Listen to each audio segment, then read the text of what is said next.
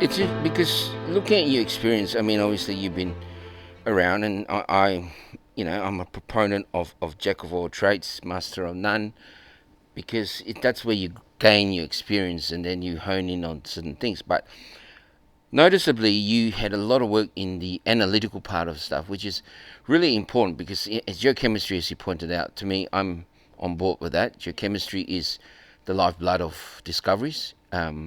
Geophysics and everything is fantastic for targeting, but it's always the truth machine. The drill comes and we look at the chemistry after that. Yeah. So it's they all go hand in hand.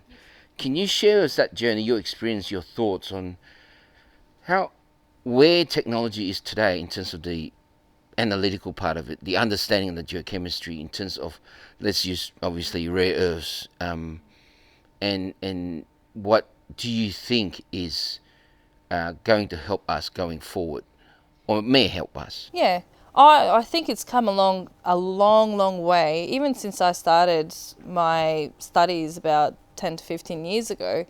Primarily, I think at the moment, data science is the biggest thing, right? So the biggest technological advancement at the moment is AI.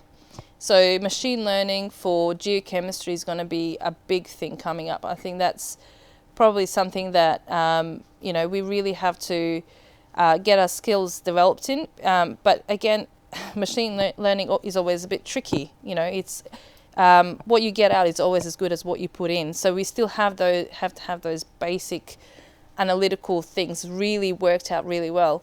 And with analysis, for example, people look at what we've developed in terms of getting geochemistry done in situ, for example.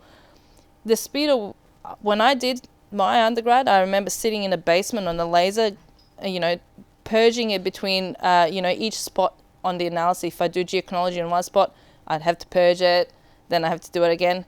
Now you automate everything and you can get thousands of analyses in a day. I think Curtin University has just developed a method where they can analyze up to 4,000 analyses a day. So it's just the speed at which we can get things done and accurately, I think, has improved massively. The new type of technologies are coming out every day. I think, PXRF wasn't a big thing really when I was going out. That's, now you can go out in the field and just measure geochemistry there in situ. LIBS, again, is another thing where you can so laser-induced breakdown something or other. I'm terrible with the acronyms. But you can go in and measure the chemistry, and particularly lithium. So LIBS is really good for lithium being a critical mineral that we all need. So you can do that stuff in the field a lot more readily now. And here in South Australia, you probably, I don't know if you're familiar with DAT CRC prior, and now it's Minex CRC, the big cooperative centres that have worked on coal tubing rigs, where you can have, basically you analyse geochemistry, time in flight geochemistry. So as you're drilling, you're getting geochemical data back.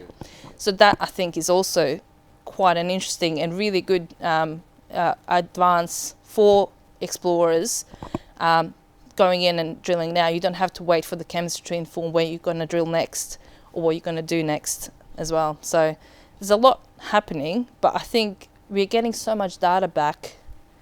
At the moment, we almost have too much. We have to figure out how to process all that information. I think that's where data science and machine learning is going to be quite big.